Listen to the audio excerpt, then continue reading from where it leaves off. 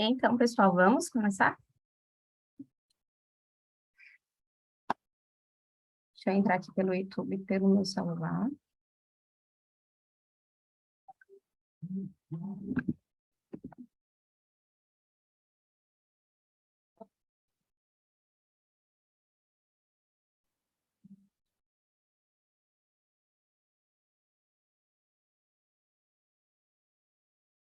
Acho que é só o Luiz Cláudio chegar.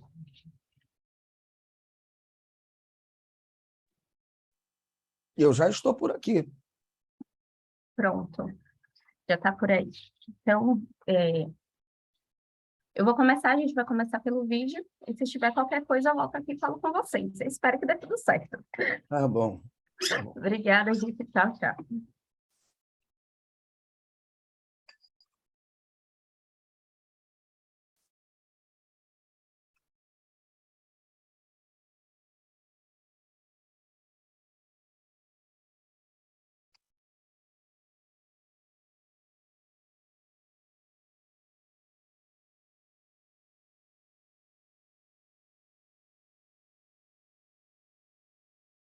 O vídeo não passa aqui para a gente?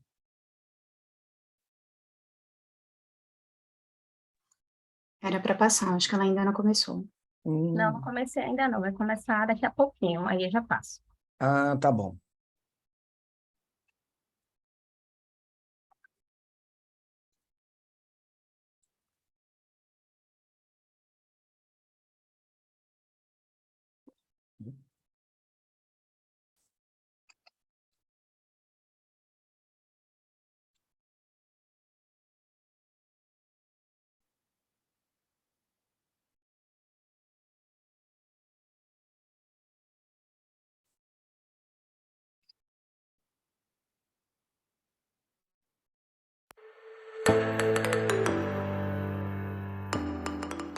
Conexões Educação, com 37 anos de atuação, capacitando organizações públicas de médio e grande porte.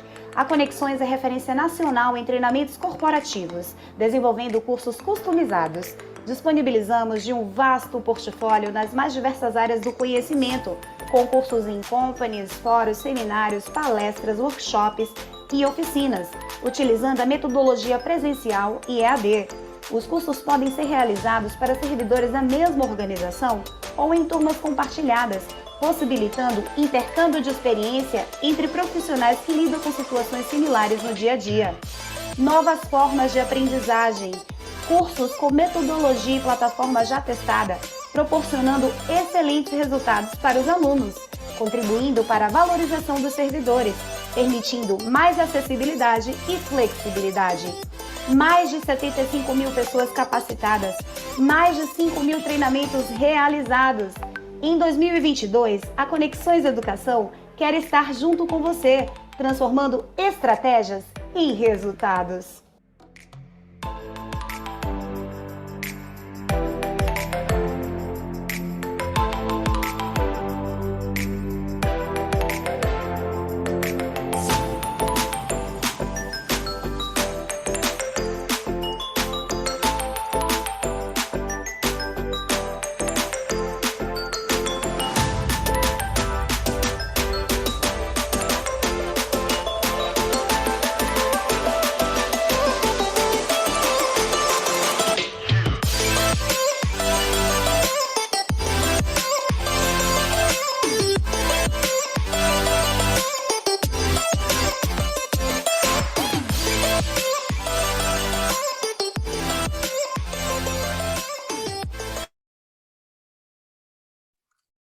Olá, bom dia a todos que nos assistem. Eu sou Slaide Inhaga, coordenadora de projetos da Conexões Educação.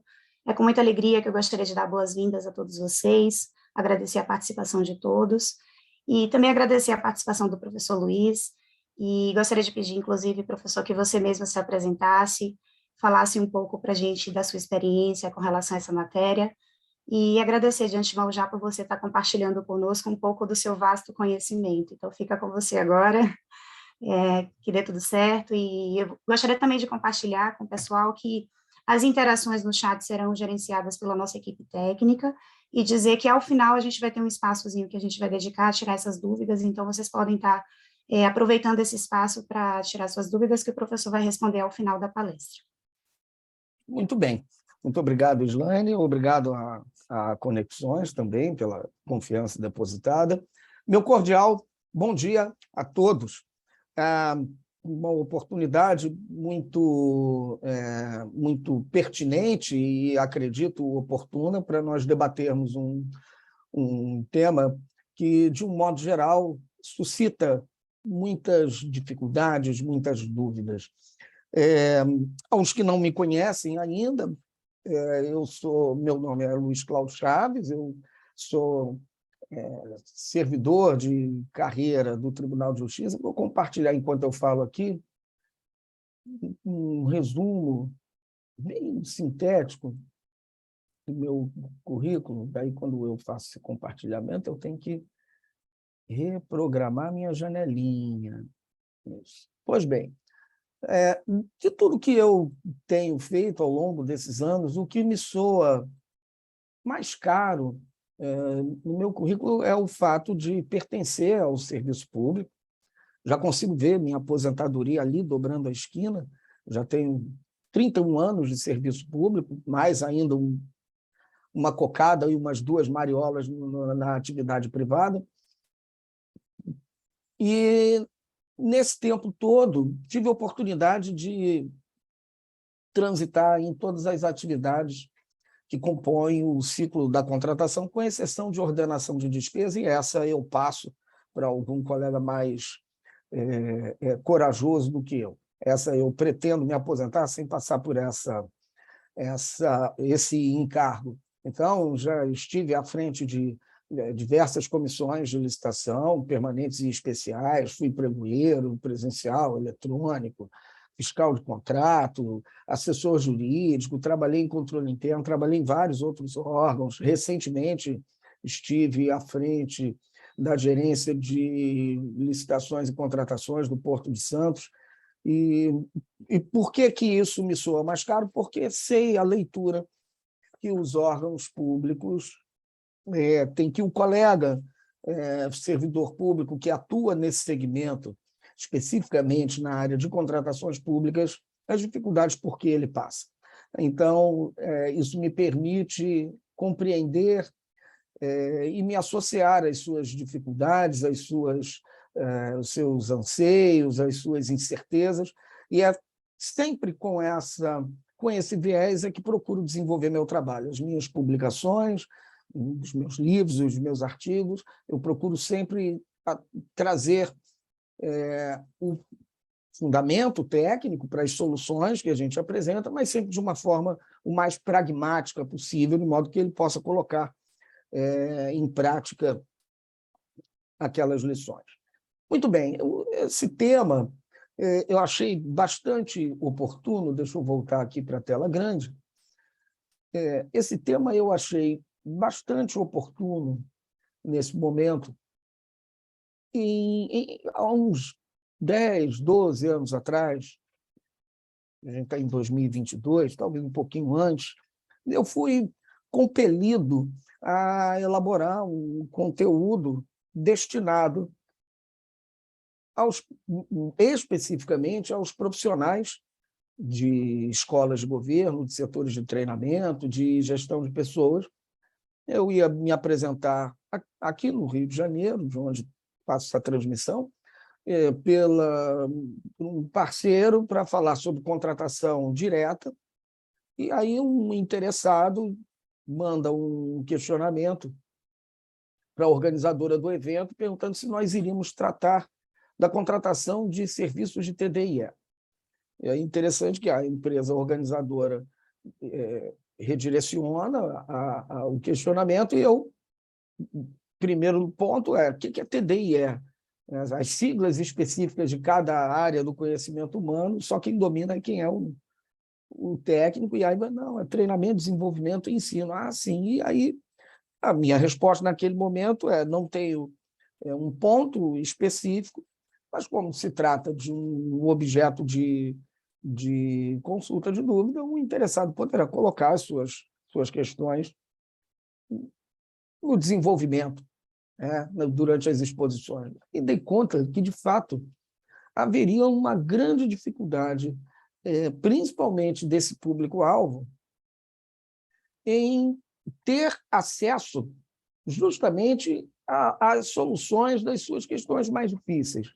Normalmente, os cursos ainda são montados mas de forma generalista, um curso de licitações, aí você vai ter que tratar de todas as contratações, de tudo que é objeto. Nós estamos falando de uma norma que serve para comprar de cotonete a turbina de hidrelétrica, que contrata serviços altamente complexos da área de TI e comunicação, assim como contrata serviços de chaveiro, serviços de dedetização.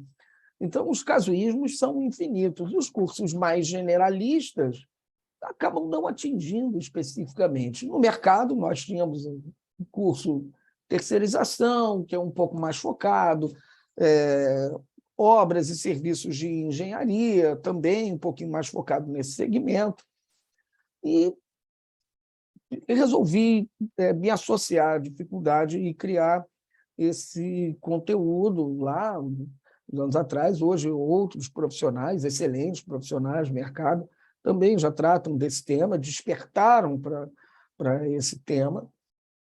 Em 2014, eu publiquei um artigo na revista do Tribunal de Contas da União, fazendo um comentário a respeito de uma decisão que nós vamos comentar aqui, paradigmática do Tribunal de Contas da União, a decisão 439 de 98, que considerou que a contratação de professores, conferencistas, cursos, treinamentos, de um modo geral, seria objeto de afastamento do dever de licitar por inexigibilidade de licitação.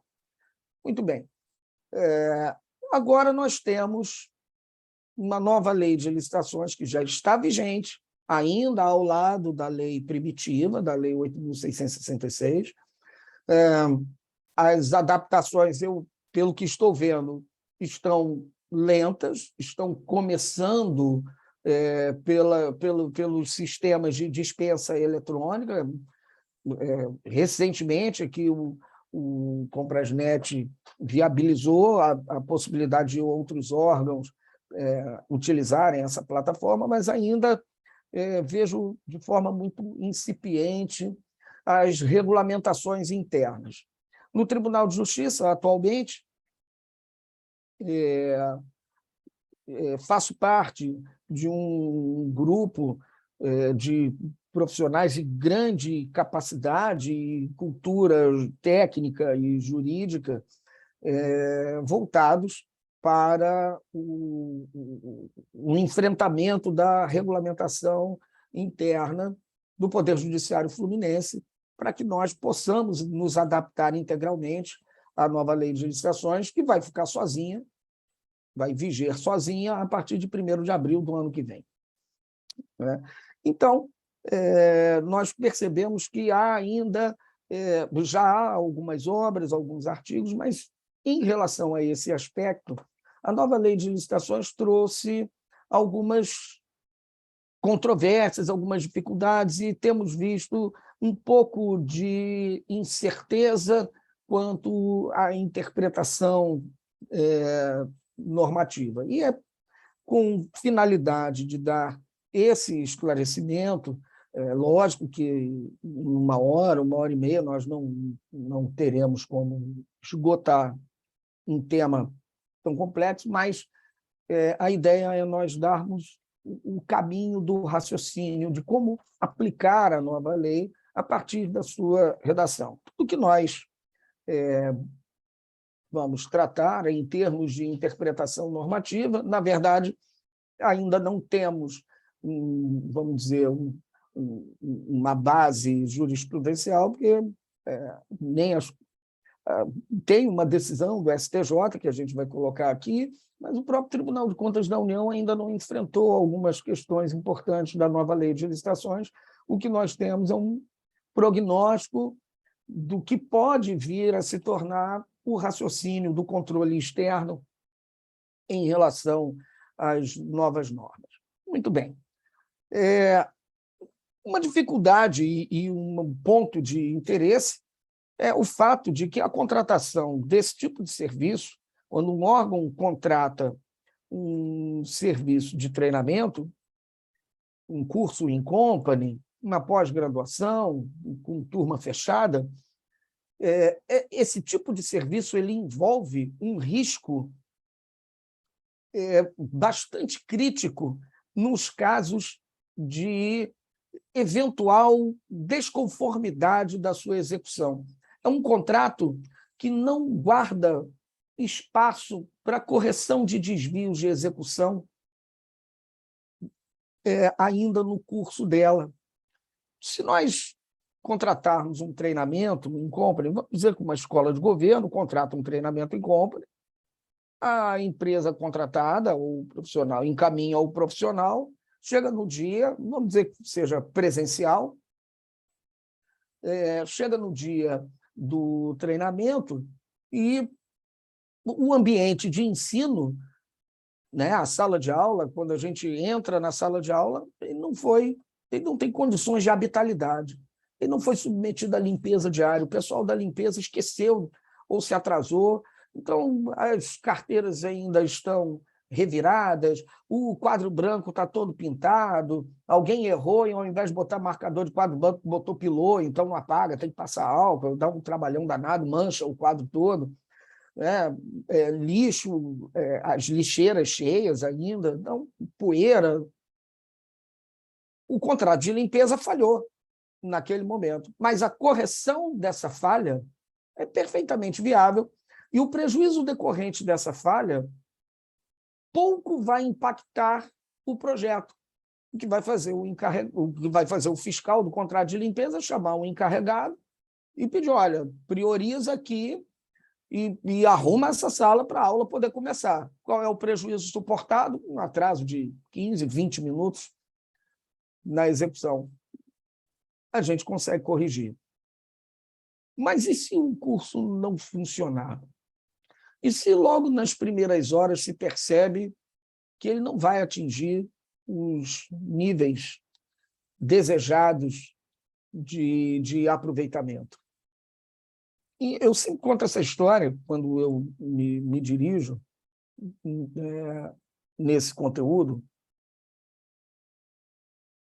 Fui convidado a ministrar um treinamento em janeiro de 2009. Seria para um órgão federal aqui no Rio de Janeiro, eu vou omitir o órgão, e o curso seria curso de aperfeiçoamento em gestão e fiscalização de contratos com base na IN 02 de 2008. Estávamos em janeiro de 2009, a IN 02 de 2008 estava muito recente, e aí lá fui eu para esse treinamento. No primeiro dia, fui muito bem recebido pelo organizador do evento, pela organizadora, e aí eu começo as minhas exposições, e a organizadora do evento estava ali com uma colega, sentada ali no gargarejo, na primeira fileira, e eu percebo, enquanto eu estava falando, eu percebo que ela faz um cochicho com a colega, fala assim, isso no outro curso não foi abordado. E aquilo ficou... Eu consegui processar em segundo plano, e daí a pouco ela faz mais uma hora falando, ela faz de novo o mesmo comentário, isso também no outro curso não foi. E aí, quando deu o primeiro break, eu fui até elas e perguntei, olha, eu percebi que você, em 2 momentos você comentou com a sua colega que no outro curso não teria sido abordado aquele assunto. Pergunto, esta é uma segunda turma?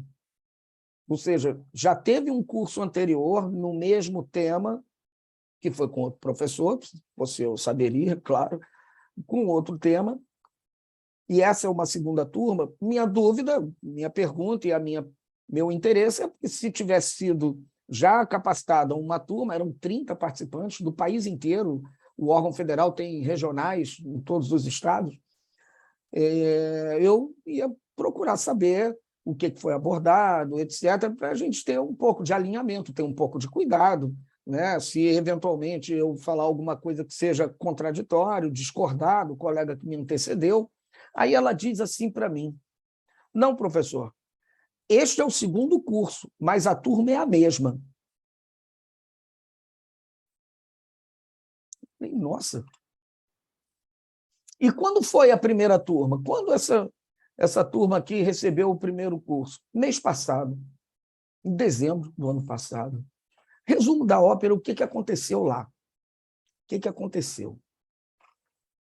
Eles, logo que publicada a IN 02 de 2008, esse órgão, o setor de treinamento, já buscou formalizar uma contratação de um treinamento para a atualização dos gestores e fiscais de contratos. Envolveria elaboração de termos de referência, projeto básico também. E aí encaminhou o processo para contratação por inexigibilidade de licitação, com fundamento no artigo 25.2, serviço singular, prestado por notório especialista, da Lei 8.666. Segundo a colega, o setor jurídico resistiu a essa fundamentação sob o argumento de que tinha muitas alternativas de mercado e que tinha que ter licitação. Bom, aí lá foi, ela diz, a gente ainda tentou insistir, brigou, como a gente viu que não ia andar, a gente cedeu e tocou o barco para frente. Fizeram um pregão eletrônico, ganhou uma empresa, essa empresa encaminhou o docente, essa empresa era de São Paulo, ganhou a empresa, encaminhou o docente, e aí ela conta que logo nas primeiras horas o pessoal começou a ficar um pouco inquieto, porque parecia que o curso não avançava. O professor estava vindo muito lá, basicão, e o público-alvo era um público-alvo experimentado, era um curso de atualização. Era um curso experimentado. Eles queriam tratar da Instrução Normativa 02 de 2008, que trazia novas práticas, né? Foi um marco normativo muito importante no cenário da contratação pública. E, no intervalo, essa mesma colega diz, aí fui até o professor. Professor, o senhor tem muito boa didática, é muito simpático e tal, mas a gente está achando que, como a gente tem só 2 dias de treinamento, né, o conteúdo está avançando assim muito lentamente. Em que momento, a pergunta que a colega fez para o profissional que foi indicado pela empresa que venceu o tal do pregão eletrônico, em que momento o senhor vai entrar fundo na IN 02 de 2008? Aí a resposta do coleguinha. O que é IN 02 de 2008? Ele nem sabia do que se tratava. Eu arrisco dizer, bom, como é que funciona? Se nós vamos contratar, um órgão vai contratar um treinamento em company, como um bom e tradicional servidor público, sou viciado em café. Não passo sem meu café, sem a minha garrafinha do lado. Funcionário público que não é viciado em café, eu não sei, ele precisa fazer terapia, não está certo, não. Então, como é que funciona a contratação de um treinamento em company?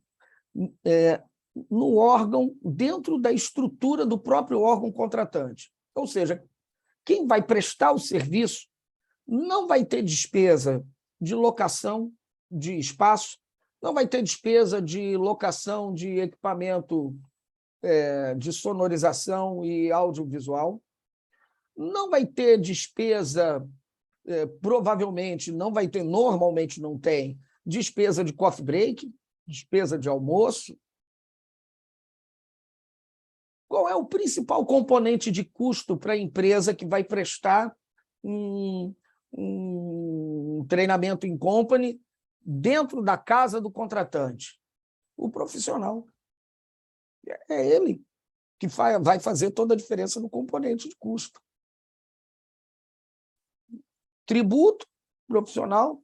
Se o profissional, como era esse meu caso, então, se o profissional reside na cidade onde o curso vai se realizar, ou se ele será, atualmente a gente tem essa possibilidade do novo normal, o treinamento à distância, então não tem nem despesa de deslocamento, no máximo despesa de alimentação, isso se o contratante também já não oferecer, muito comum isso ocorrer. Bom, aí vem, bota um pregão eletrônico para contratar um treinamento, o pregão é uma modalidade licitatória que prima pela competição com base em lances sucessivos, um leilão invertido, as empresas vão baixando o preço do seu concorrente, de onde ela vai tirar redução de custo? Da mão de obra. E aí o que ela vai fazer? Ela só vai ao mercado profissional, buscar o profissional que caiba dentro daquele orçamento que, afinal de contas, foi o qual bateu o martelo. E certamente vai contratar um profissional menos experimentado, um profissional sem o domínio do conteúdo. Eu imagino que, naquele caso, lá em 2009, a empresa foi atrás de um professor de direito administrativo de uma universidade. Isso acontece. Quando a gente fala em notória especialização de empresa, reter bons profissionais não é fácil, só empresas bacanas é que o fazem. Empresa bacana não participa de licitação, e aí foi atrás de um professor, o senhor poderia dar um curso de licitação? Fala assim por alto. E aí, vou. E aí chega lá, não era nada disso. Então, curso não se licita. E assim mesmo eu estou sendo mais rigoroso do que o próprio Tribunal de Contas da União tem se mostrado nesse momento, só em excepcionalíssimas hipóteses. A decisão 439 de 98, ela deixou esse entendimento firmado. No artigo que publiquei em 2014, não é difícil, vai no site do Tribunal de Contas da União, publicações, revista do TCU, se digitar o meu nome, Luiz Cláudio de Azevedo Chaves, vai aparecer todos os artigos que eu publiquei lá e vai aparecer esse também. Não gerará dificuldade alguma. Eu fiz alguns ajustes, alguns acertos, né, com todas as vênias necessárias ao entendimento, mas o tribunal foi taxativo. Decidir que as contratações de conferencistas, cursos e treinamentos constituem hipótese de inexigibilidade de licitação fulcrada no artigo 25.2 e seu parágrafo 1º, combinado com o artigo 13, 6º. O artigo 13, 6º, depois a gente vai botar, ele trata da contratação de serviço técnico especializado. Pois bem, e agora vem a nova lei de licitações e traz uma conformação dessa hipótese de inexigibilidade de licitação um pouco diferente e um pouco temerosa para interpretações apressadas. E é isso que nós vamos tratar. Eu vou subir a tela, aí a gente vai acompanhando aqui, a gente bota no visual e vamos examinando o texto normativo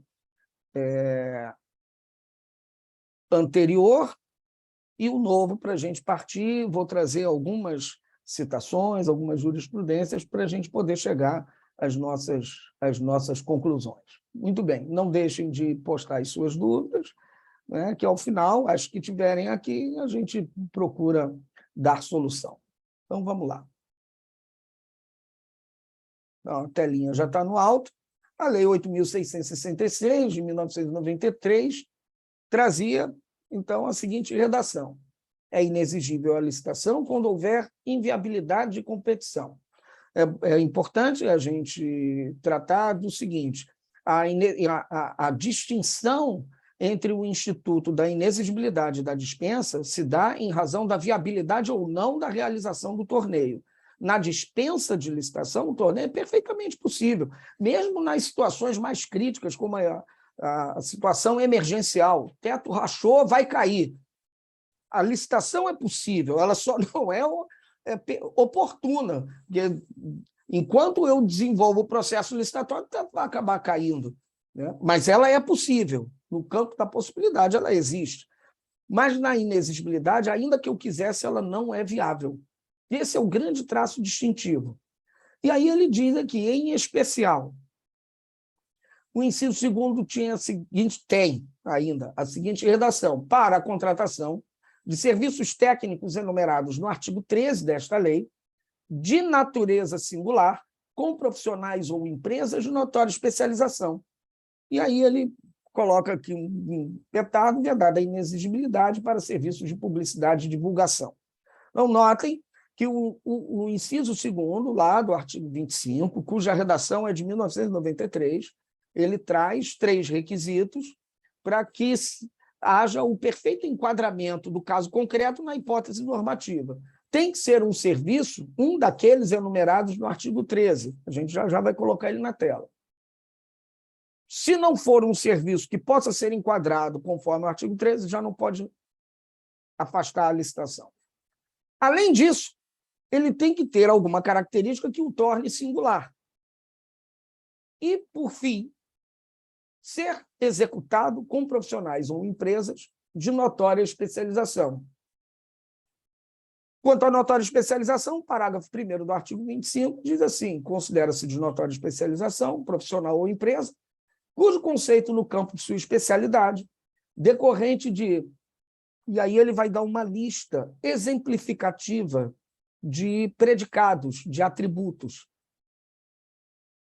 Desempenho anterior, estudos, experiências, publicações, organização, aparelhamento, equipe técnica ou outros requisitos relacionados às suas atividades permitem inferir que o seu trabalho é essencial e indiscutivelmente em mais adequada plena satisfação do contrato.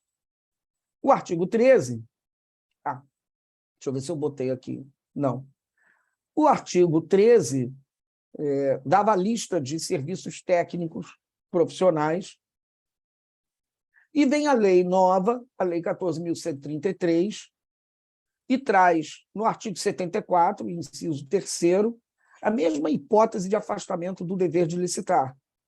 Contratação dos serviços, o caput do artigo 74, só não reproduzir aqui, é inexigível a licitação quando for inviável a competição, em especial, contratação dos seguintes serviços técnicos especializados de natureza predominantemente intelectual, com profissionais ou empresas de notória especialização, vedada a inexigibilidade para serviços de publicidade e divulgação. E aí eu pulei os incisos que recepcionavam os serviços, assessorias, consultorias, elaboração de projetos básicos, executivos, e o artigo 13, 6º, dizia treinamento e desenvolvimento de treinamento e desenvolvimento de pessoas, e a linha F do artigo 74, inciso 3º, traz o mesmo dispositivo. E aí ele incluiu outras três hipóteses de serviços. Pois bem, qual é a distinção aqui? Notem que ele não reproduziu a expressão de natureza singular. E esse é um pouco do perigo. Ele diz, repetindo, contratação dos seguintes serviços especializados de natureza predominantemente intelectual, aí vai ter a lista de alíneas. Pulou de natureza singular, não recepcionou, com profissionais ou empresas de notória especialização. E aí entra a pergunta: será que o conceito de singularidade caiu? De fato, essa era uma expressão, porque ainda está em vigor na Lei 8.666, que sempre trouxe enorme desafio aos aplicadores do direito, ao intérprete e ao aplicador, porque é um conceito muito vago, muito subjetivo, que pode conduzir a alguns equívocos. Eu não sei se eu botei aqui. Bom, não botei. O Tribunal de Contas da União ele conta com uma decisão recente, desse ano, da relatoria do eminente ministro Benjamin Zimler, que me honrou com o prefácio do meu livro Análise de Mercado e Planejamento para Planejamento das Contratações Públicas, segunda edição, pela Fórum, e ele estabelece que não se pode confundir, examinando o conceito de singularidade, não se pode confundir singularidade com unicidade, com raridade, com ineditismo ou complexidade. Veja, isso afasta de pronto a falsa ideia de que singular não estaria caracterizado se houvesse muitos executores. Não, não é isso. E aí esse enunciado prossegue dizendo: a singularidade estará, o que marca a hipótese, a singularidade, é a impossibilidade de fixação de critérios objetivos de comparação entre os diversos executores. Então, no campo do treinamento, no campo da área docente, eu tenho diversos instrutores, tem muita gente competente, com ótimas qualificações, e não é possível realizar a licitação porque não há como compará-los objetivamente, com critérios objetivos. As comparações são sempre subjetivas. Eu acho que aquele professor tem melhor didática do que aquele. Isso é um juízo de valor personalíssimo, né? Então, não se pode confundir que se trata de singularidade a algo que é inédito. Eu até comento um artigo que estou concluindo e devo publicar em breve, uma atualização, uma antecipação do que nós estamos falando aqui. Eu até comento que a licitação para as primeiras urnas, aliás, até a gente está em época do pleito, as primeiras urnas eletrônicas, havia ineditismo. Não se tinha notícia no planeta e nunca tínhamos contratado isso. E, no entanto, foi uma licitação de técnica e preço, mas foi uma licitação. E há objetos em que há raridade. Tem objeto que é vendido, comercializado ou executado por 2 ou 3 empresas. Conversando com uma colega gestora de patrimônio do Teatro Municipal de São Paulo, alguns anos atrás, não sei se o cenário mudou, mas ela falava: eu preciso contratar empresa de manutenção de elevadores cênicos e só tem 2 empresas no país que fazem isso. O objeto é raro, é um serviço, mas permite a competição entre esses 2, porque a comparação é objetiva. Em virtude dessa lei, aí o STJ já saiu na frente e disse assim: olha, conforme disposto no artigo 74.3 da Lei 14.133 e no artigo 3A do Estatuto da Advocacia, o requisito da singularidade do serviço advocatício foi suprimido pelo legislador, devendo ser demonstrada a notória especialização do agente contratado e a natureza intelectual do trabalho a ser prestado. Relator ministro João Otávio de Noronha. Pois bem, a gente precisa temperar um pouco isso.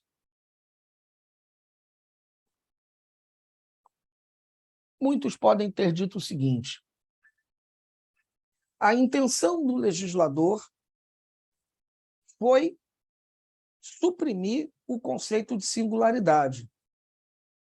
Essa teria sido a intenção do legislador. Pois bem, e nesse contexto, quem assim imagina, e vimos, tem um precedente do STJ recente, né, já analisando a nova lei de licitações, quem assim pretende encaixar a linha argumentativa, na verdade, estaria admitindo que, em virtude, eu nem duvido que tenha sido a intenção do legislador.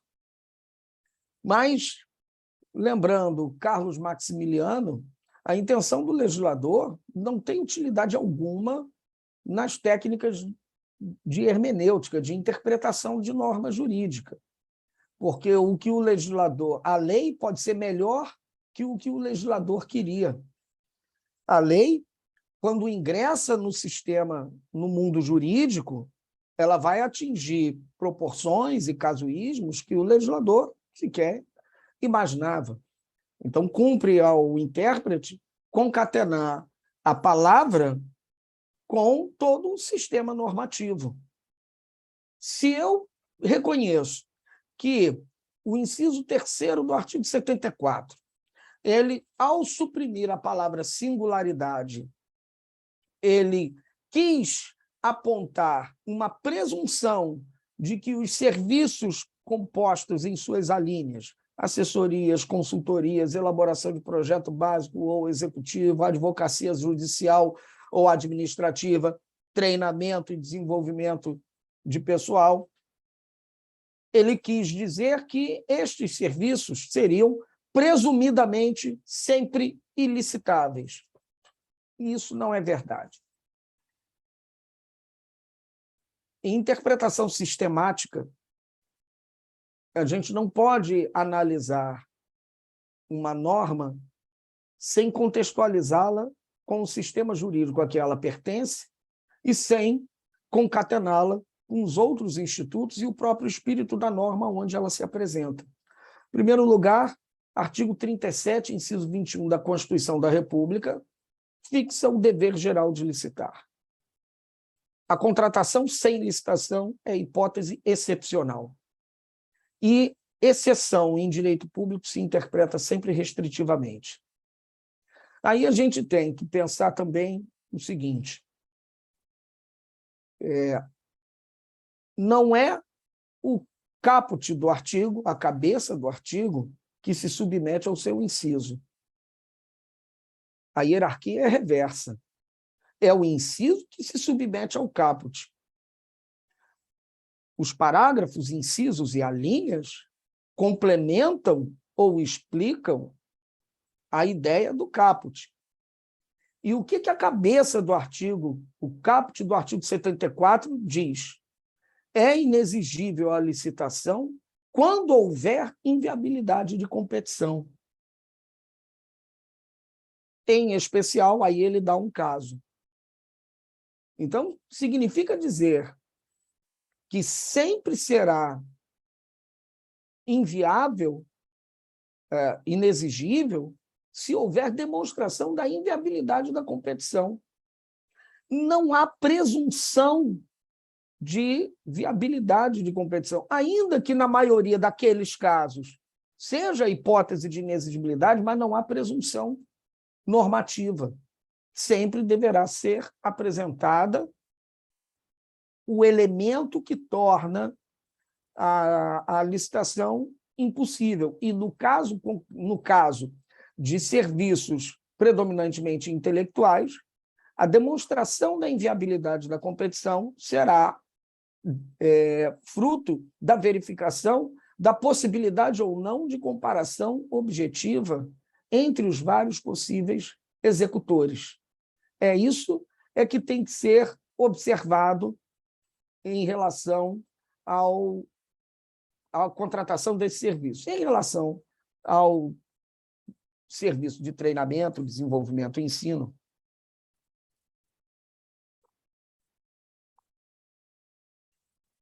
já nos manifestamos algumas vezes no sentido de que, repito, eu sou até um pouco mais rigoroso que a própria decisão do Tribunal de Contas da União, entende que todos os treinamentos, segundo o que a decisão 439 de 98 tratou, eles são, como não são padronizados, dependem da intervenção personalíssima do profissional docente, por essa razão não seriam licitáveis.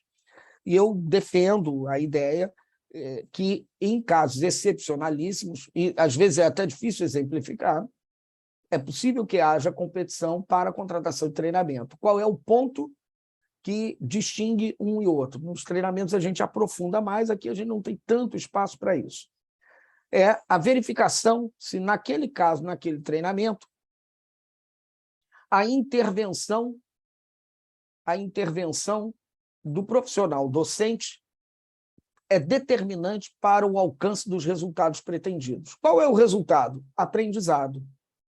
Se o aprendizado ele se alcança a partir preponderantemente sobre a intervenção pessoal do profissional docente, então o curso, aquele objeto, não comporta comparação objetiva entre os vários possíveis executores, porque cada profissional docente ele tem técnica própria, didática própria, forma personalíssima de condução de grupos, experiências, ideologias. Então, é impossível compará-los. Na verdade, estaríamos comparando talento intelectual.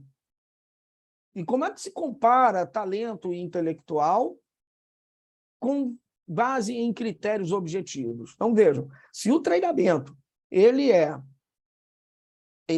o resultado se alcança de forma preponderantemente pela intervenção pessoal do docente, então eu não tenho como comparar objetivamente os vários possíveis executores. Seria apenas licitável aqueles treinamentos em que a metodologia ou o material didático fossem o carro-chefe na condução dos resultados, em que o profissional docente, ainda que executando serviço predominantemente intelectual, fosse um facilitador. Ele é o profissional que observa e faz o aluno caminhar pela metodologia daquele treinamento. Então, seria uma espécie de treinamento padronizado, em que o profissional ele não é determinante na intervenção, no alcance dos resultados, mas ele conduz dentro da metodologia aqueles resultados. Então, eu posso dizer que os resultados serão homogêneos. Vou dar um exemplo, apenas à guisa de ilustração, que nem se usa há muito tempo, os cursos de datilografia. O professor de quem, assim como eu, já tem mais estrada de vida, meu concurso para o Tribunal de Justiça teve aquela terrível e nefasta prova de datilografia classificatória e eliminatória, um troço que parece um terror danado.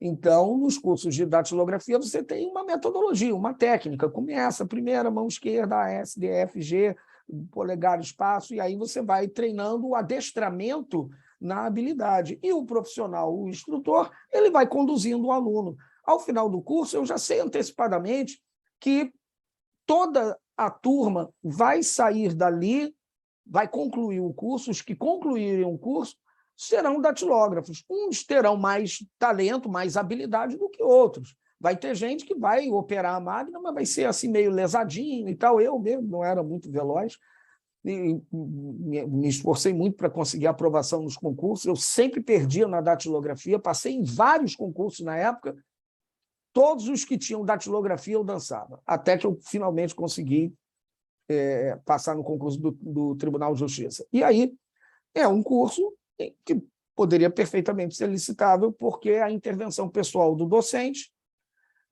não é preponderante no alcance dos resultados. Em sala de aula, um aluninho me pergunta: professor, e o curso de Libras? Linguagem brasileira de sinais. A gente não tem a resposta para tudo, a área técnica tem. E aí eu respondi: olha, eu não conheço o segmento, mas se nós estamos falando de um curso que é um adestramento de gestos, ou seja, ensinar um indivíduo e adestrá-lo a formar os gestos que representariam o alfabeto, as palavras, etc. É um curso cuja metodologia é preponderante na execução. Aí um outro da mesma turma pede uma parte e diz assim: professor, eu gostaria de contribuir. Eu tenho um irmão deficiente auditivo e lá em casa nós nos comunicamos pela linguagem brasileira de sinais. E eu posso garantir que não é um mero adestramento. Há toda uma interpretação que se deve pôr, o gesto, a velocidade do gesto, a expressão corporal, a expressão facial, pode significar, o mesmo gesto pode significar um monte de coisas, não é um mero adestramento. E aí a gente, claro, cede a palavra. Então, se trata de um treinamento em que a intervenção pessoal do professor, do docente, é determinante no alcance dos resultados a serem atingidos. E nesse contexto, é impossível compará-los. Então, quando a lei nova de licitação retirou a expressão singularidade, eu vou antecipar um pouco, depois a gente fundamenta, quer dizer, eu vou teorizar a prática. Quando ela retirou a singularidade, é claro que ela não escravizou o caput do artigo. O artigo é que escraviza o inciso. Só será considerado inexigível a licitação quando inviável a competição. A demonstração da inviabilidade da competição, no caso concreto, precisa estar fundamentada e instruída no processo, no respectivo processo de contratação. O que a norma fez foi retirar do ordenamento jurídico uma expressão que causava enorme dificuldade de interpretação e conduzia a equívocos tais como os que eu relatei anteriormente. Se tem muito, tem que ter licitação. Não, mas tem muito. Curso de atualização em língua portuguesa. Professor de português tem muitos no país. Todo mundo já teve na vida um professor de português bom e um professor cuja didática era mais difícil de ler. A gente sabe indicar isso. Então, tem muito, e daí? Eu tenho como comparar a habilidade didática de cada um deles? O uso da gramática é suficiente para que se alcance resultados homogêneos no aprendizado? Não, é o professor de português, a habilidade didática de explicar uma lição, de transformar exemplos, de entender, conduzir grupos, entender se o aluno tem condição de alcançar ali, aqui. Então, eu preciso demonstrar, no caso concreto, a gente abandona a questão da singularidade, mas ainda preciso apontar por que razões aquele treinamento não comporta comparação objetiva. E o ponto nodal será como se alcança o resultado a ser atingido, que é o aprendizado. Se, pela intervenção preponderantemente, tudo num treinamento contribui para o aprendizado, mas se preponderantemente for a mão do profissional docente, com a sua didática, sua forma de condução de grupo, seus exemplos, sua vivência, né, o tratamento que ele dá aos questionamentos, se é isso que é o principal, então, nesse caso, o treinamento não comporta, aquele objeto não comporta comparação objetiva, porque eu teria que comparar os vários possíveis profissionais docentes. Pois bem, o Tribunal de Contas da União, e eu já vou levantar novamente a tela, o Tribunal de Contas da União ainda não tem uma decisão no sentido de examinar a nova lei de licitações. Então, o que eu vou trazer aqui é um prognóstico e algumas opiniões de colegas mais talentosos que eu, inclusive.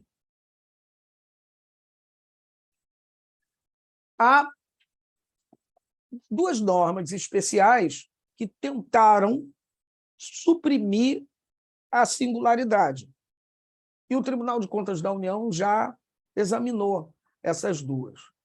Regulamento do Serviço Social Autônomo, para aqueles que não sabem, as entidades do chamado Sistema S também estão submetidas ao dever geral de licitar, porém, eles licitam com base em um regulamento próprio, que deve, segundo o próprio TCU, observar os princípios esculpidos no caput do artigo 37 da Constituição da República. Então, eles não se submetem aos ditames da Lei Geral de Licitações, nem a 8666, nem a nova lei, a 14.133. Então, eles operam pelo regulamento deles, que é mais simples, inclusive.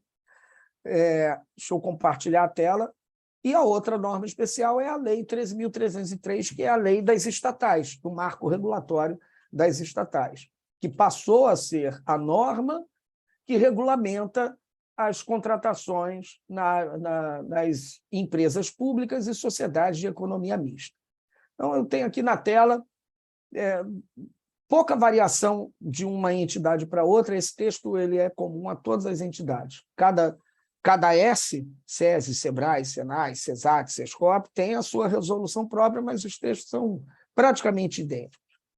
Então, no Sistema S, nós temos a seguinte redação para a mesma hipótese. A licitação será inexigível quando houver inviabilidade de competição, em especial, aí olha o que eles botaram no inciso 2º. Na contratação de serviço, e aí ele já parte para a conceituação do notório especialista, como empresa ou profissional de notória especialização. Assim, entendido aquele cujo conceito, ele nem fala se é predominantemente intelectual e nem tampouco fala em singularidade. Aí vem o Tribunal de Contas da União e diz o seguinte: determinar ao Serviço Social do Comércio, Conselho Nacional, que adote providências a fim de alterar o artigo 10, inciso 2º, que acabamos de ler, da resolução que menciona, a fim de incluir no regulamento de licitações e contratos do sistema SESC a expressão serviços técnicos de natureza singular, a fim de evitar, portanto, a utilização da notória especialização como caráter essencialmente subjetivo, retornando, e aí no mesmo acórdão, no mesmo sentido, acórdãos mais recentes. Porque, veja, com essa resolução, bastaria que o gestor desejasse não realizar a licitação e escolher um notório especialista. Não, para isso aqui eu quero um notório especialista, aí não vai ter licitação. Não, primeiro tem que ser demonstrada a inviabilidade de competição. Com a redação que aqui nós vemos, a decisão por realizar ou não a licitação deixaria de ser vinculada para ser discricionária. A Lei 13.303 tem uma redação muito parecida com a Lei 14.133. Artigo 30. A contratação direta será feita quando houver inviabilidade de competição, em especial na hipótese de contratação dos seguintes, e aí ele vai listar aqui embaixo, serviços técnicos especializados, com profissionais ou empresas de notória especialização vedada a inexigibilidade para serviço de publicidade e divulgação. A Lei 13.303, que é de 2016, ela também suprimiu do texto a expressão singular. E olha o que o TCU decidiu. A contratação direta de escritório de advocacia por empresa estatal encontra amparo no artigo 30, inciso 2, a linha E, acabamos de ler, da Lei 13.303, desde que presentes os requisitos concernentes à especialidade e à singularidade do serviço, aliados à notória especialização do contratado.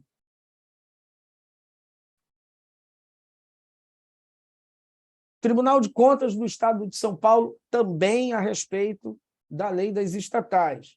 Inexigibilidade de licitação, contrato, acompanhamento da execução contratual, regulares com recomendação.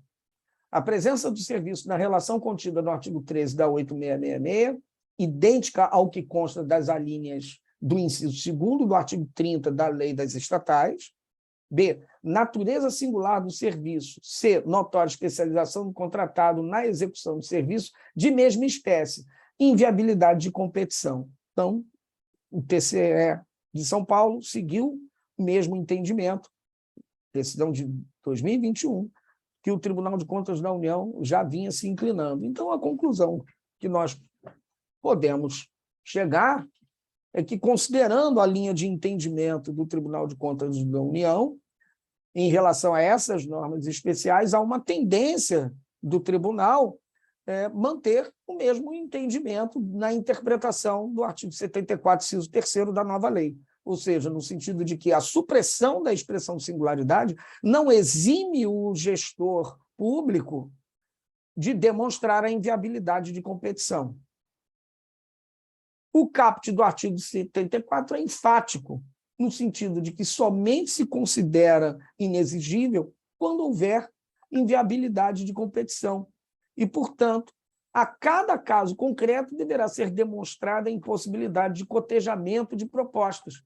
No caso dos serviços intelectuais, de que é impossível a comparação objetiva entre os vários possíveis executores. Então, nesse sentido, eu trago aqui Edgar Guimarães, na obra Dispensa e Inexigibilidade de Licitação, aspectos jurídicos à luz da Lei 14.133. Assim diz, excelente obra, aliás. Ora, se o fato de o objeto consistir em um serviço técnico especializado, de natureza predominantemente intelectual, dentre aqueles descritos nas alíneas do inciso 3º do artigo 74, fosse suficiente para justificar a contratação direta por inexigibilidade, não faria sentido a lei prever que a contratação desses serviços justifica a adoção preferencial do critério de julgamento de técnica e preço.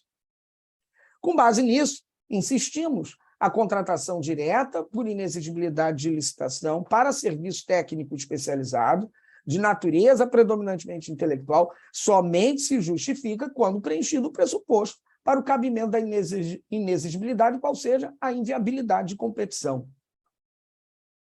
Luciano Ferraz, um artigo excelente, Por que a singularidade ou Wolverine da nova lei de licitações? Ele chega a dizer, o raciocínio pretendeu, por fim, expor que o fato de o legislador da Lei 14.133 não ter reproduzido a expressão serviço de caráter singular no artigo 74 teve objetivos claros e que não teve o condão de transformar a hipótese de contratação direta numa grande festa discricionária, em ordem a possibilitar que qualquer contratação pudesse se realizar só porque o contratado era detentor de predicados diferenciados de especialidade. E, por fim, minha colega, a quem rendo todas as minhas homenagens, professora Gabriela Pércio, seguindo a mesma linha já adotada pela lei, chamada Lei das Estatais, a Lei 14.133 não traz como requisito explícito a singularidade do serviço a ser contratado como fundamento no inciso 3º do artigo 74. Contudo, conforme entendemos, ele permanece de forma implícita.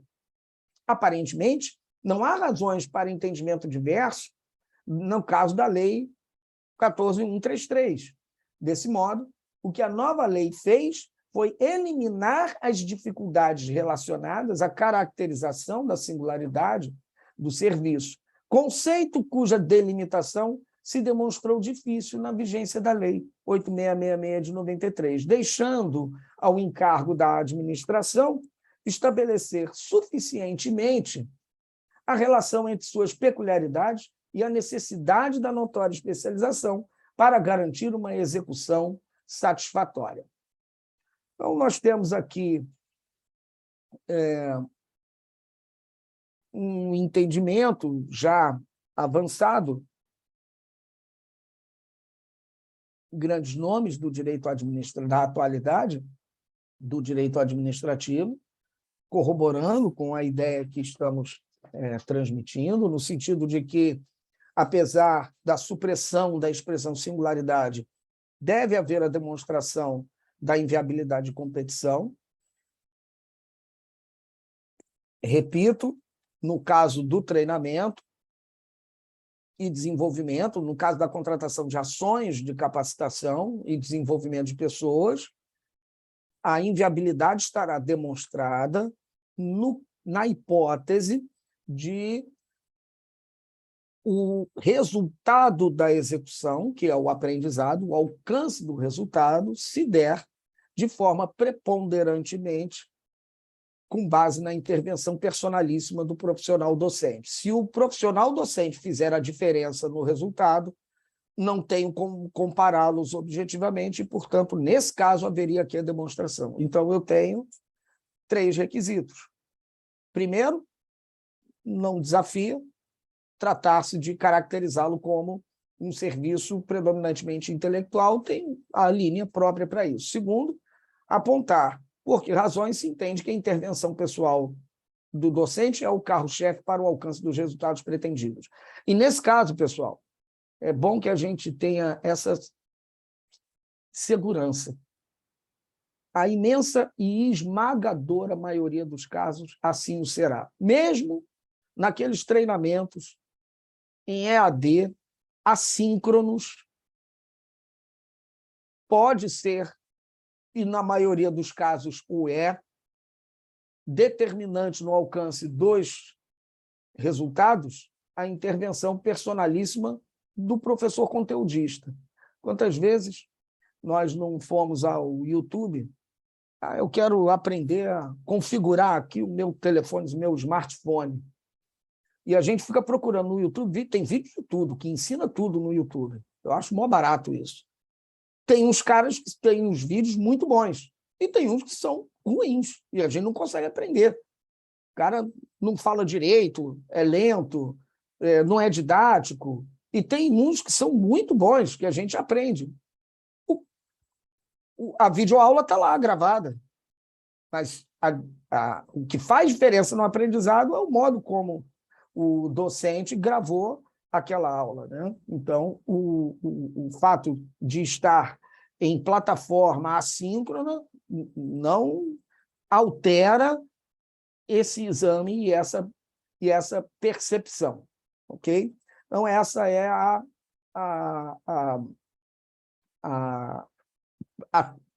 o viés que nós conseguimos enxergar em relação à contratação dos serviços de treinamento. A decisão 439 de 98, ela, com as devidas atualizações, se mantém útil, se mantém atual, porque as novas normas vêm reproduzindo, né, naturalmente, os seus conteúdos, e o que nós precisamos, vou botar aqui um quadro sinótico, e vou subir aqui novamente a tela, o que nós precisamos entender, também em definitivo, e é onde a gente encontra as maiores falhas de instrução processual, é a ordem dos requisitos. Então, eu continuo tendo que apontar no processo de contratação os 3 requisitos normativos. Primeiro, indicar que se trata de vou colocar aqui.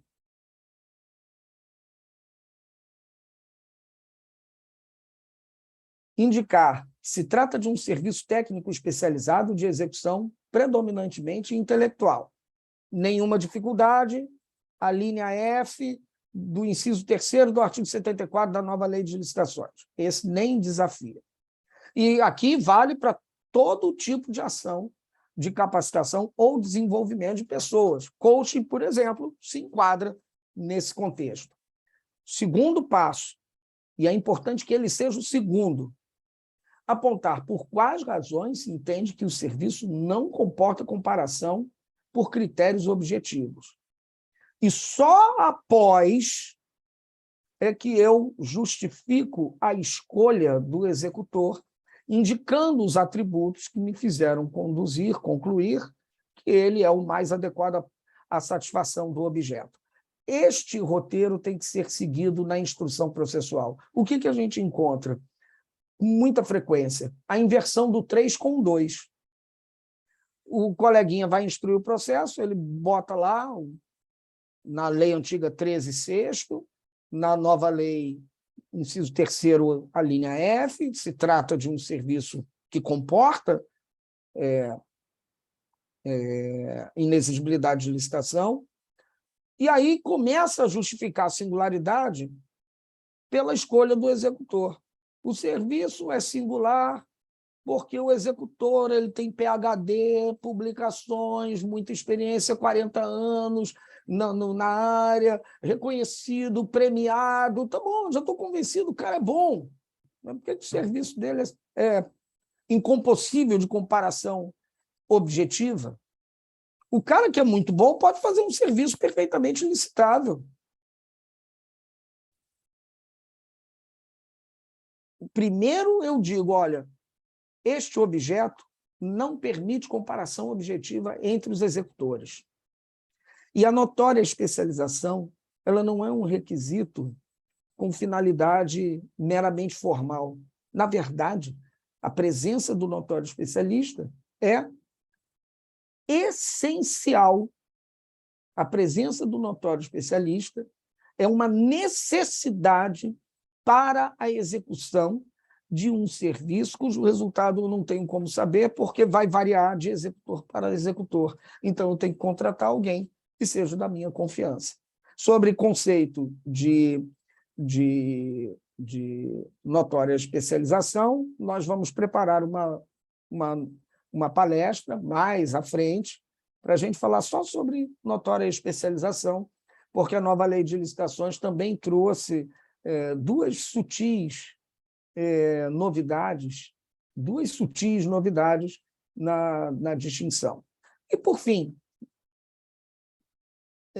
eu quero tratar a questão com mais simplicidade da inscrição de servidores, inscrição de empregados públicos em eventos abertos a terceiros. Muito embora a decisão 439 de 98 tenha trazido...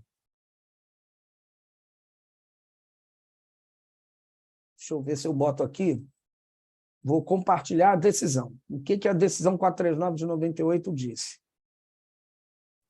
Ó, considere que as contratações de professores, conferencistas ou instrutores para ministrar cursos de treinamento ou aperfeiçoamento de pessoal,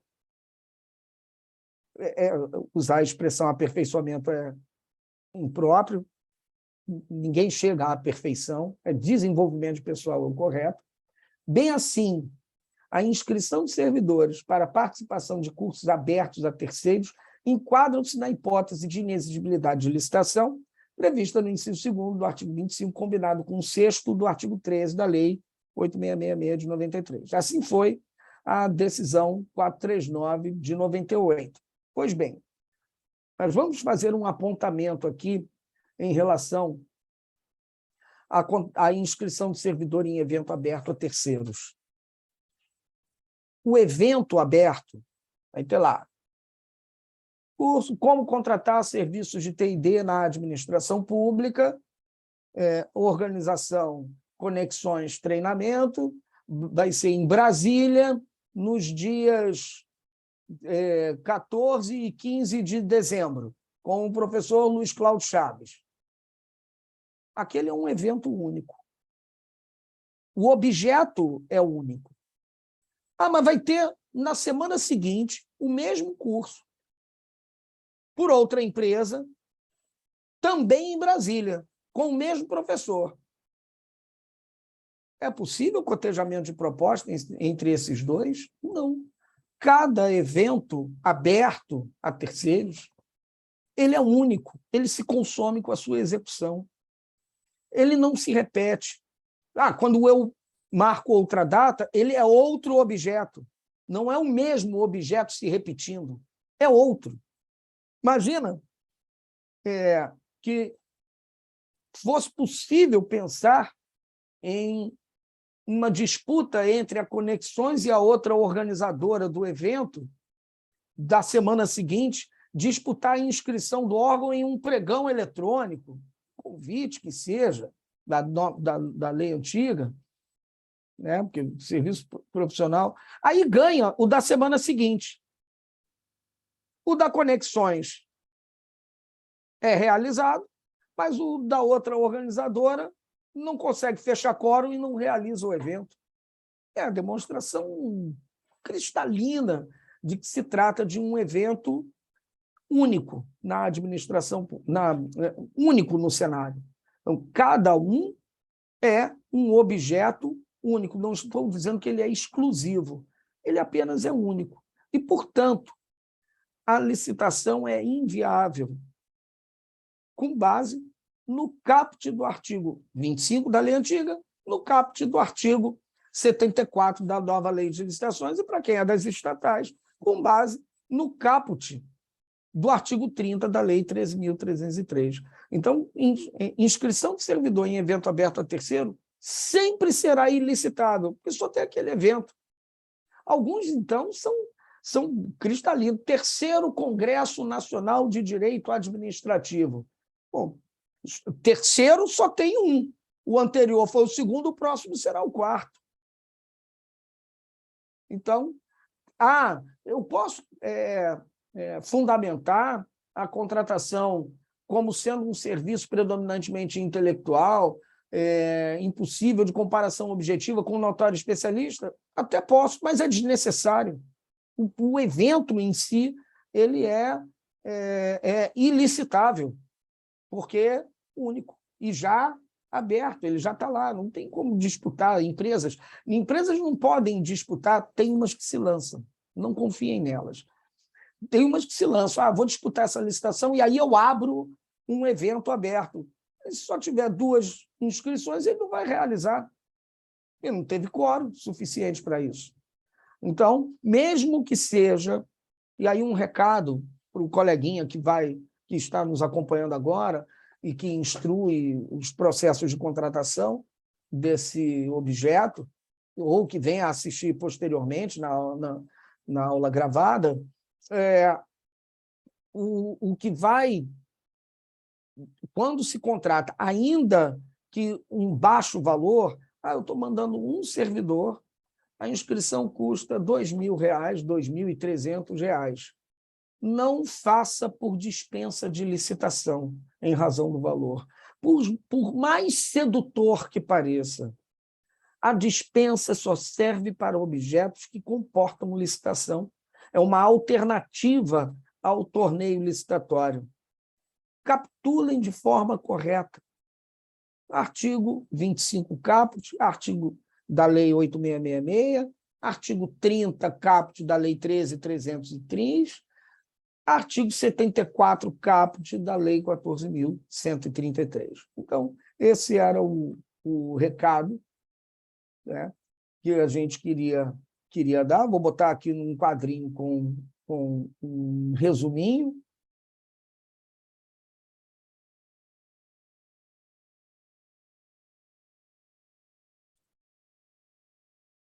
A contratação de cursos in company enquadra-se no artigo 74.3, a linha F, da Lei 14.133 de 2021, sempre que a intervenção do instrutor for determinante para a obtenção dos resultados a serem obtidos. Deve ser a maioria esmagadora dos casos.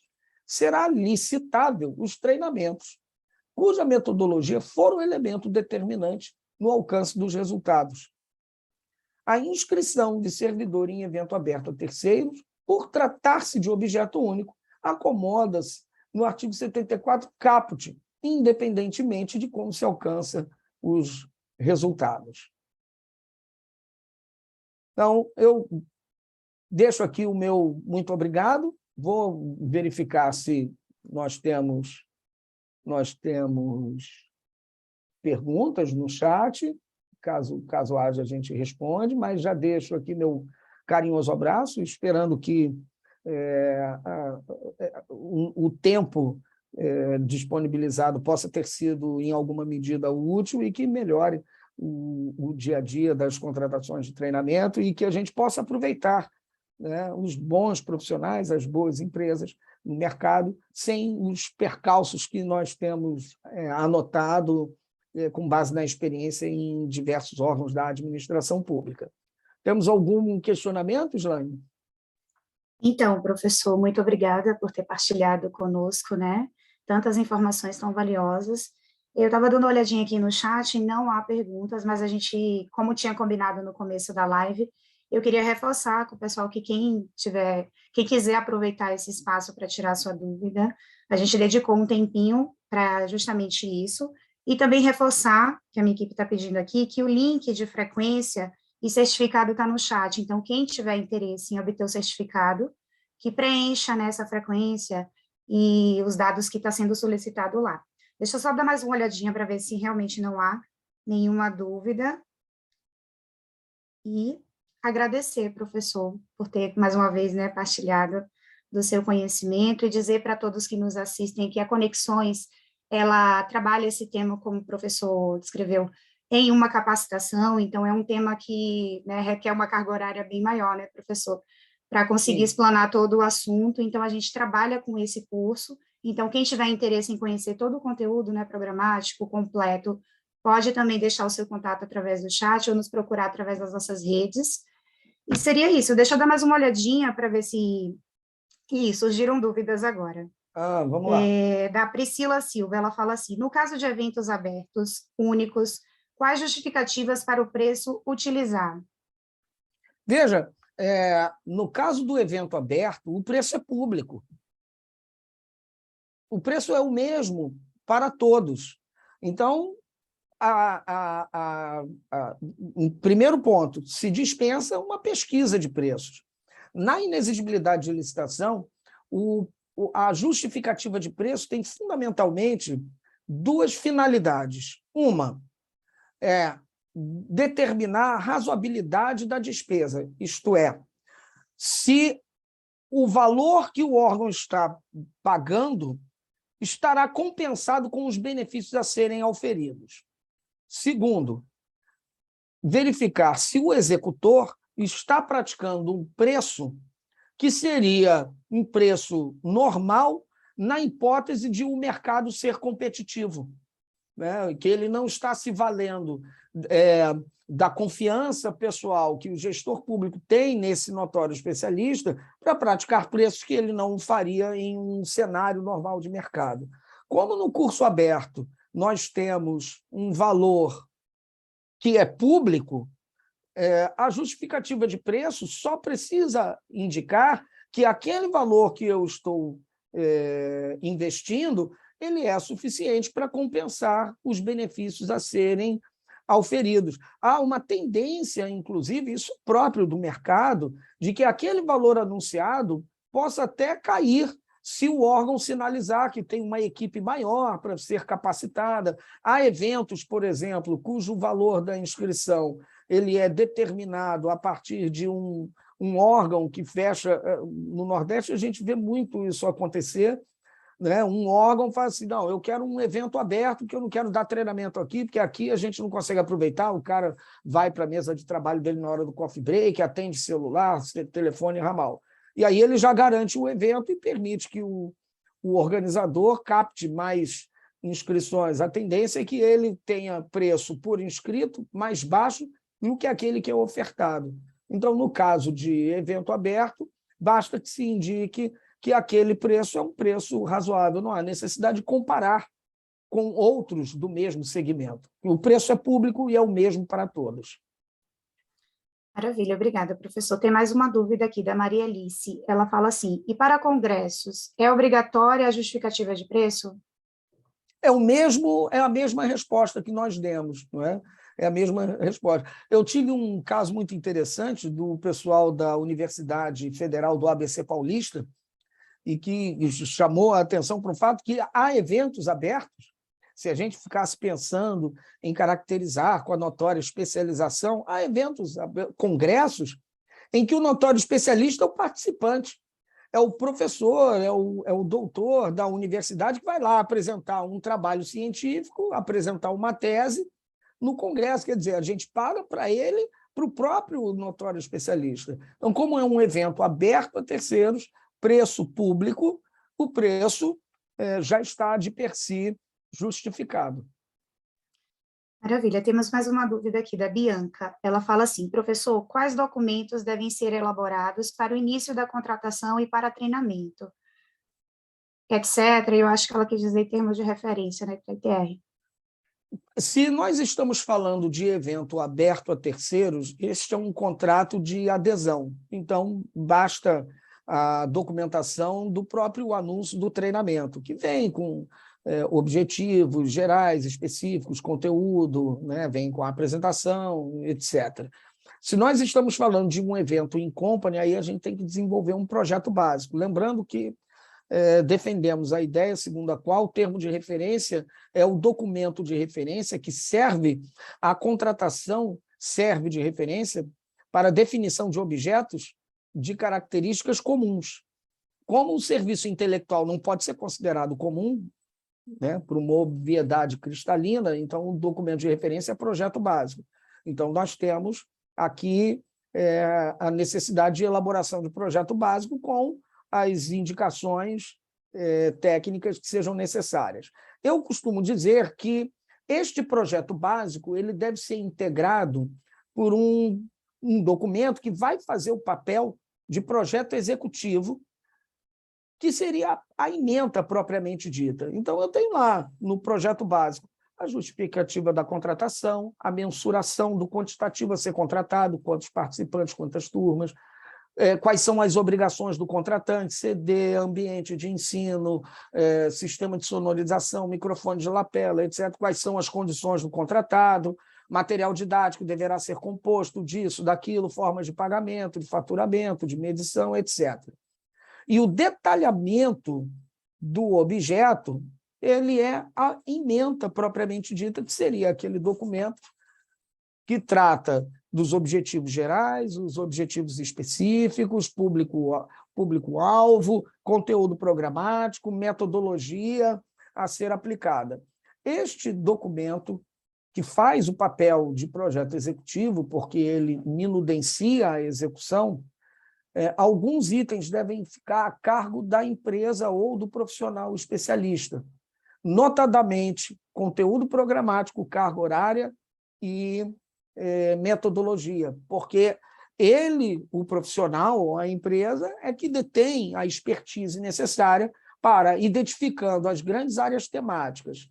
A gente faz muito isso quando um órgão procura contratar um treinamento in company, normalmente a gente faz uma reunião de alinhamento, às vezes a gente tem só uma sinalização, nós queremos um curso que fale de contratação direta, dispensa e inexigibilidade. A gente prepara um primeiro conteúdo, aí depois a gente alinha qual é o nível de conhecimento e experiência do público-alvo, a turma é homogênea, é heterogênea, e aí a gente encaminha uma proposta pedagógica específica. O órgão aprovando, ele funcionaria como uma espécie de projeto executivo. Fundamentalmente, atualmente, nós temos alguns outros artefatos, a gente tem alguns outros artefatos de planejamento que antecedem o projeto básico. O documento de formalização da demanda é uma hipótese em que nem sempre ele será cabível. O que é o documento de formalização da demanda?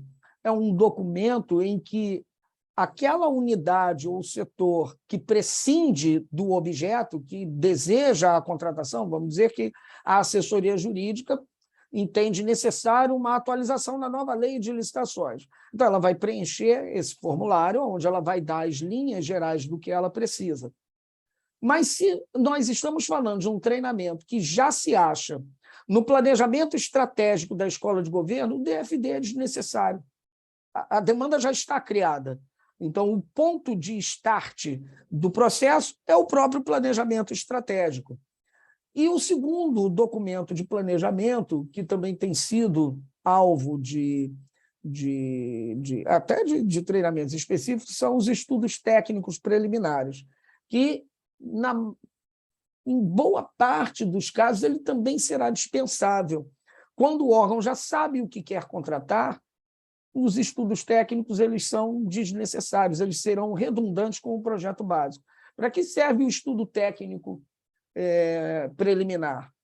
Ele pega a demanda que consta do DFD, eu preciso resolver este problema, e vai ao mercado estudar quais são as opções de alternativas para aquela demanda. Então, o estudo técnico preliminar só seria, vamos dizer, necessário caso o demandante não soubesse como ele quer que o treinamento seja realizado. Olha, eu não sei se é melhor presencial ou remoto, eu não sei se é melhor em dias corridos ou em dias alternados, eu não sei se é melhor carga horária grande com carga horária parcial. Aí, não sei se existe plataforma pronta, já o curso montado em plataforma, né? Ou seja, o treinamento remoto assíncrono. Aí uma equipe de planejamento iria ao mercado e estudaria as diversas soluções metodológicas para o atendimento. Já partindo direto, não, eu quero contratar, e isso é muito comum na contratação por inexigibilidade, porque a gente já sabe quem é o executor, a gente sabe o objeto, já sabe quem vai executar. Não, eu quero contratar conexões com o professor Luiz Cláudio Chaves no curso de gestão e fiscalização de contratos. Então, o ETP seria absolutamente dispensável. Professor, só pegando o gancho aí dessa sua informação, a Bianca ela complementou que ela queria realmente dizer sobre o estudo técnico preliminar, em termos de referência, mas ela falou assim, fazemos projetos básicos, mas alguns colegas entendem que não é correto fazer por projeto básico. Imagino que você já tenha, né, respondido essa questão, mas se você quiser complementar, isso. E aí...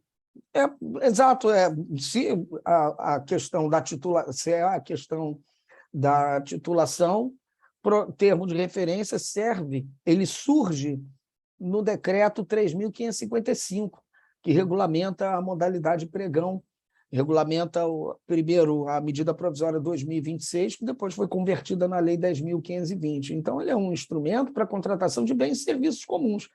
O próprio Tribunal de Contas da União ele já proferiu algumas decisões no sentido de que serviços intelectuais não podem ser considerados comuns. É óbvio que não. Então, se não é bem ou serviço comum, não importa se tem ou não a licitação. Se não é bem ou serviço comum, eu estou falando de um serviço não cotejável, que é singular, eu não posso usar o instrumento que era destinado a ele. Daí a utilização do projeto básico. O RDC, a lei do RDC, que também ainda está em vigor, vai ficar até 30 de março, foi a única norma licitatória que fez uma divisão objetiva de onde usar este ou aquele documento de referência. No RDC, ele diz que termo de referência é para compras e serviços e projeto básico é para obras e serviços de engenharia. Eu não estou usando o RDC, a gente tem que analisar de acordo com o espírito da norma. Certo. Temos uma outra dúvida aqui da Priscila. Ela pediu assim, se por gentileza você poderia dar um exemplo de cursos licitável com base na metodologia. Não sei dar exemplo. Não sei. Veja, o que é muito importante, quem tem a autoridade acadêmica para determinar se a intervenção... Aliás, eu tenho um exemplo, mas é porque ninguém contrata. Se você está contratando um curso na metodologia Kumon, então este é um treinamento perfeitamente licitável, inclusive porque a metodologia Kumon se anuncia como sendo essencialmente autodidata.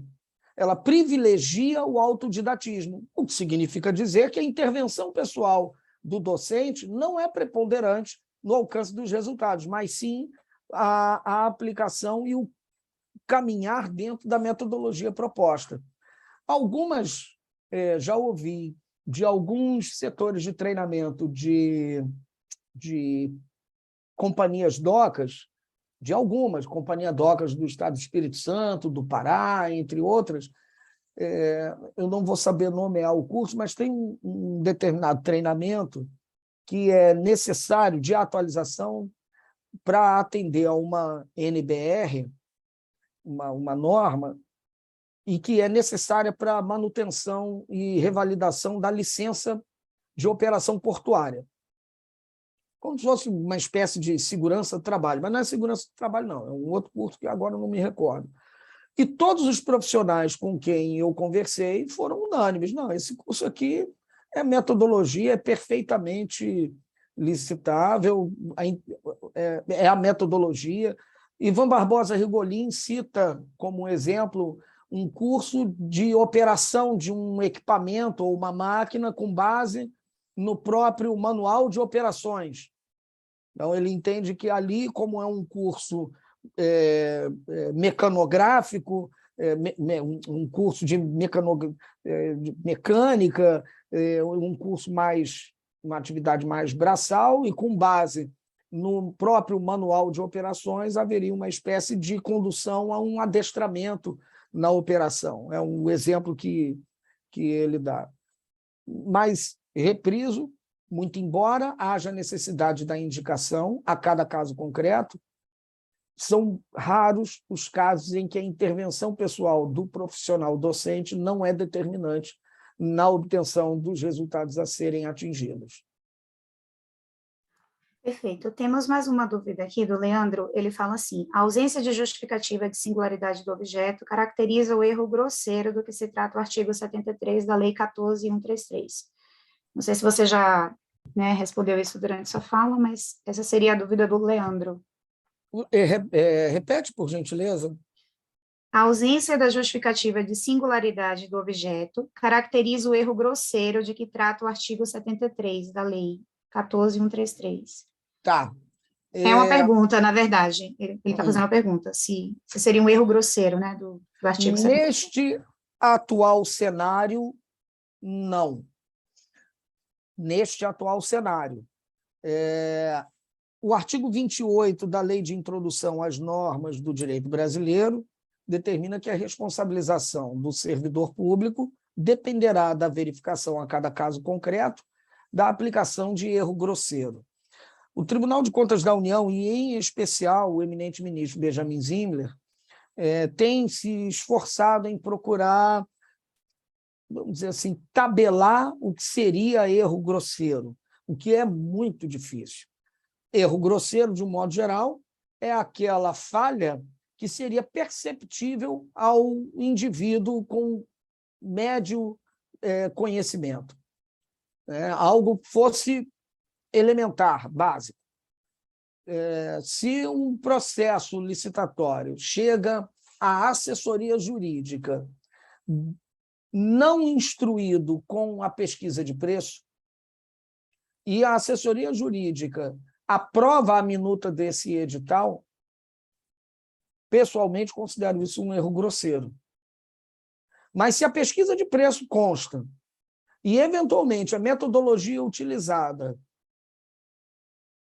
vai ser considerada equivocada pelo controle externo, mas mesmo assim foi aprovada pela assessoria jurídica, não haveria erro grosseiro, porque a assessoria jurídica não é especialista no objeto e, portanto, não teria condições técnicas, a não ser que fosse muito grosseiro o erro, de fazer qualquer tipo de correção. Então, nesse caso, não seria erro grosseiro. Então, vertendo a pergunta do colega, neste atual cenário, indicar uma contratação sem o apontamento dos motivos pelos quais aquele objeto não comporta comparação objetiva de proposta, não necessariamente nomeá-lo como singular, neste atual cenário não considero o erro grosseiro, porque a jurisprudência ainda não se manifestou especificamente, há uma tendência, e há autores que divergem de entendimentos. Porém, eu preciso deixar consignado o seguinte: eu já vi pareceres